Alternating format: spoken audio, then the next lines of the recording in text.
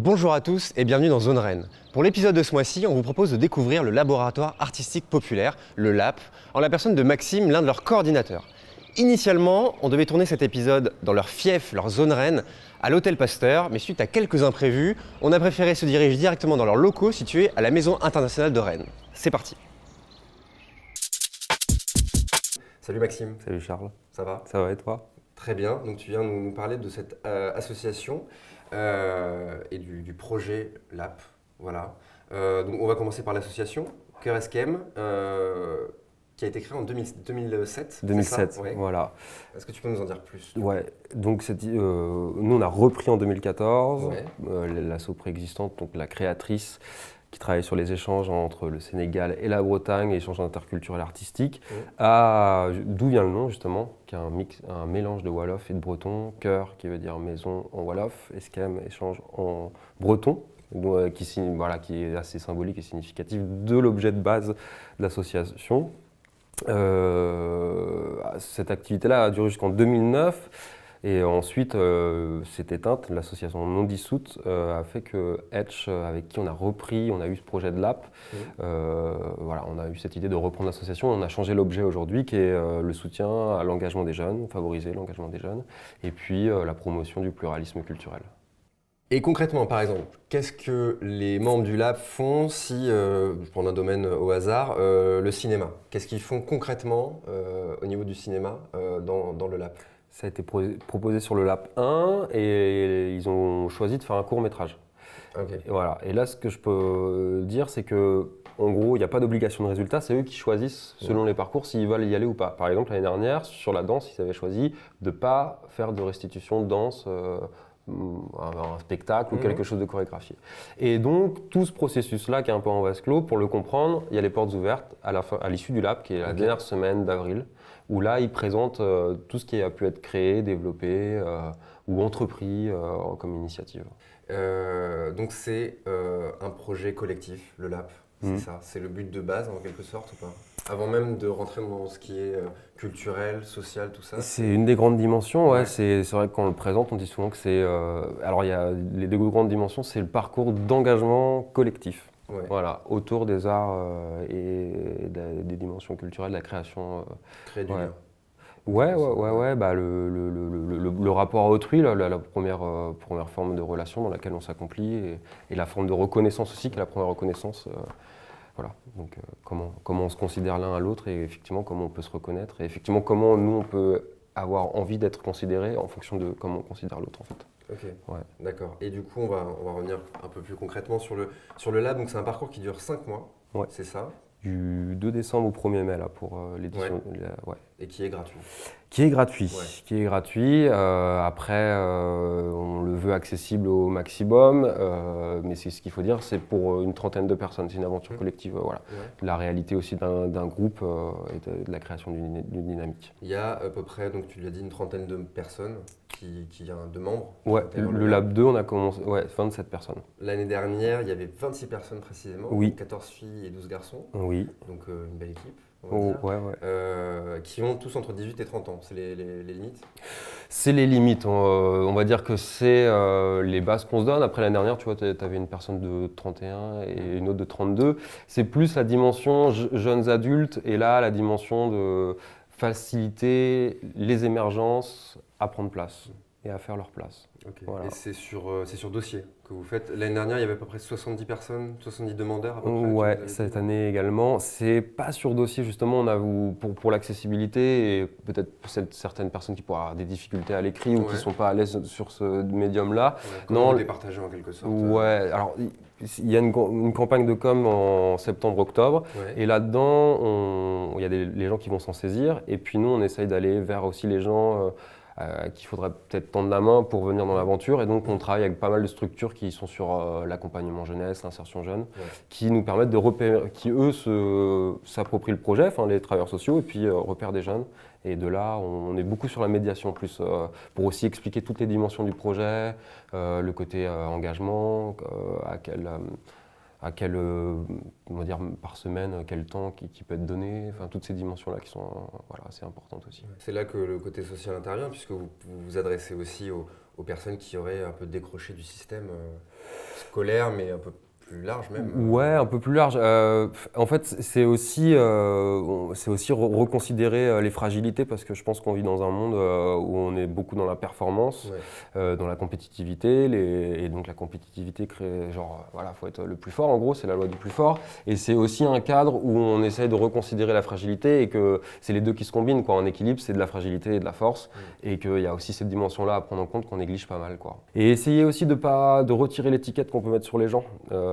Cette volonté de déstigmatiser, d'avoir un groupe hétérogène, ça c'est aussi un truc qu'on a vraiment voulu. des gens de tous horizons déjà. Ouais, complètement. C'est une volonté affichée, quoi. C'est une volonté affichée dans le sens où effectivement, si on revient à ces trucs de fragilité et de difficulté, c'est qu'à un moment donné, tu les as, et puis le cloisonnement et la société fait qu'en plus, on va te filer 3 enclumes de plus pour bien dire que tu les as, quoi. Et du coup, après, déjà, tu marches avec la tienne, et puis le fait d'avoir des accumulations d'accompagnement, de machin, de trucs, font que tu te retrouves avec que des gens qui ont des difficultés bien déterminées, bien formelles, et c'est un poids supplémentaire, quoi. Il y a aussi le côté qui est important pour vous, j'ai l'impression, c'est les cultures un peu négligées, en quelque sorte.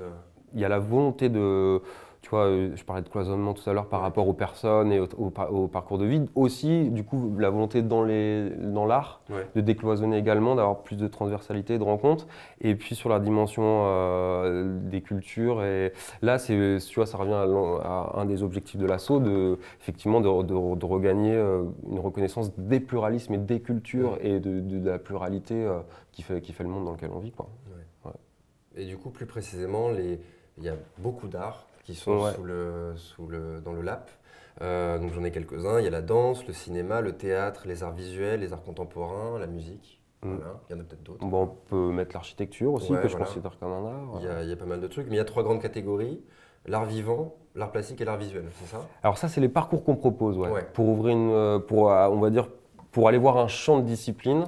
Par exemple, dans le parcours art vivant, c'est beaucoup théâtre, danse, mais forcément, ça implique un peu de musique. Voilà. Et puis, l'idée, c'est que effectivement, déjà, il y a une ouverture dans un champ, et après, que les différents champs appréhendés par les participants puissent se retrouver. Et de toute façon, tout au long de l'aventure, c'est que des recroisements entre ce que, par exemple, là, ils ont participé à l'inauguration du festival polyphonique, un festival de poésie à Rennes, et ils ont travaillé avec une poétesse et avec une metteuse en scène, comédienne, chanteuse, qui leur a permis d'appréhender toute la gestuelle corporelle pour derrière déclamer des poèmes en public. Donc tout se recoupe, tout se recroise, voilà. Et donc, tu sais, dans notre émission Zone Rennes, le concept de base, c'est d'avoir un lieu qui est important pour les gens.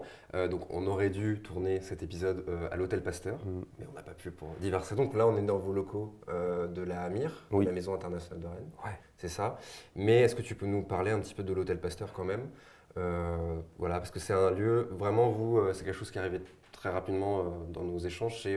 Voilà, vous avez une zone Rennes, c'est l'Hôtel Pasteur, quoi. Ouais.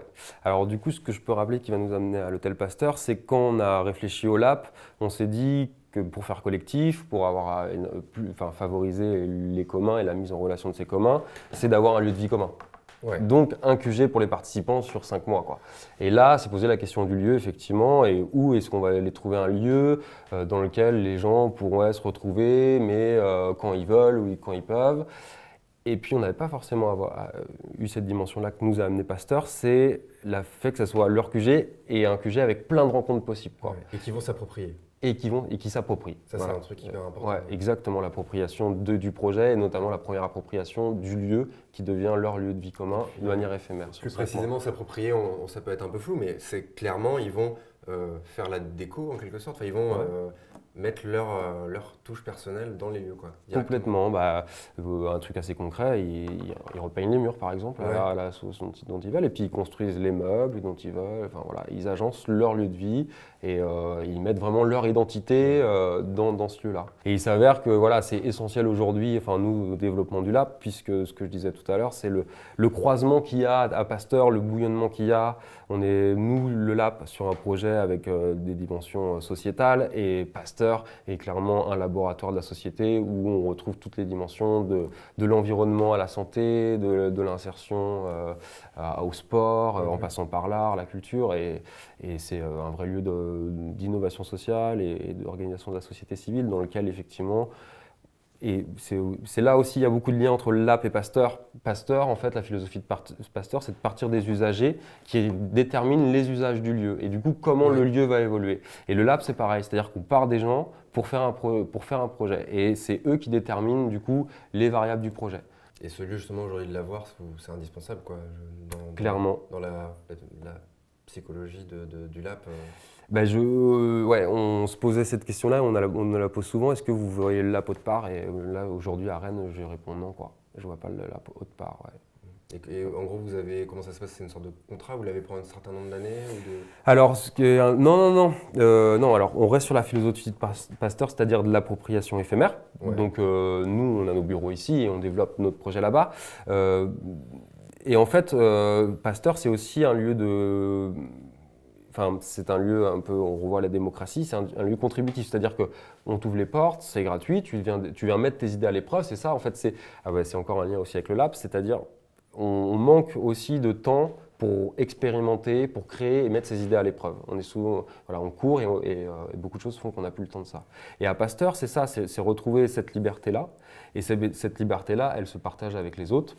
Le lab, c'est l'exemple que j'ai, vient contribuer, c'est-à-dire que laisse des traces pour que le lieu évolue. Ouais. C'est-à-dire que les usages qui ont été développés, alors il y a des meubles, ça peut être concrètement, ou d'autres choses, vont faire évoluer le lieu et voilà. Et c'est comme ça qu'on contribue. Perdu, quoi. Exactement, c'est comme ça qu'on contribue au lieu et c'est pour ça aussi qu'on revient. Et alors il y en a une autre contribution également, c'est que nous, en tant que Rescam, on fait partie des assos qui structurent le lieu et la gouvernance du lieu pour sa pérennisation. Et tu parlais de liberté, mais il y a quelque chose que je trouve aussi hyper intéressant dans votre projet, c'est le fait que les membres sont libres de fonctionner comme ils veulent. C'est-à-dire que déjà, toi qui es coordinateur par exemple, tu n'influeras pas sur les projets et sur le fonctionnement du groupe en fait. Ouais, alors on a quand même une petite influence, mais le but c'est de surtout pas être, on n'est pas dans le directif et le semi-directif va peut-être être au départ.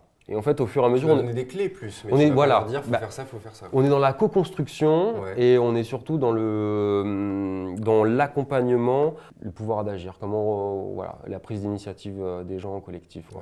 Donc, c'est-à-dire permettre, en fait, c'est plus offrir des espaces aux gens et un contexte dans lequel ils vont se sentir en confiance pour développer leurs idées et déjà exprimer leurs idées et mettre leurs idées à l'épreuve avec les autres. Et c'est pour ça qu'aussi, c'est un vrai espace où on redéfinit la démocratie dans le sens où on la vit vraiment.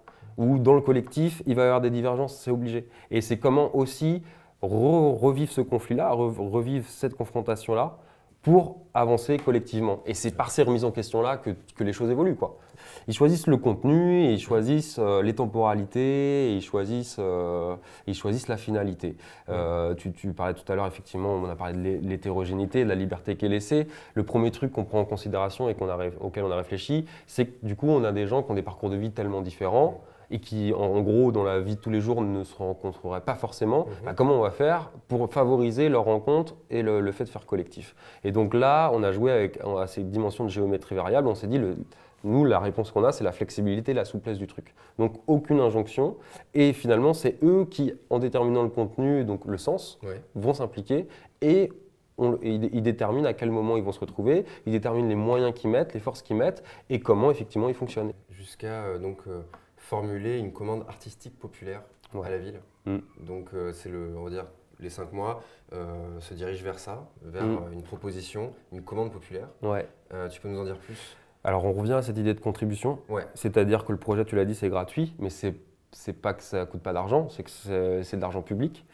Donc, il y a cette dimension-là. Donc, à un moment donné, on considère aussi qu'on leur propose un cadre privilégié dans lequel ils peuvent s'exprimer. Et donc, il y a cette dimension de contribution et cette dimension aussi de considération, on va dire, des décideurs. À un moment donné, c'est aussi ça qu'on joue avec le LAP, c'est-à-dire nous, on facilite. Mais on dit aussi aux décideurs, peut-être, on est aussi parti du constat nous on considère qu'il y a une mal-considération peut-être des émergences et de la jeunesse. C'est difficile de prendre place, en fait, c'est difficile de se faire sa place.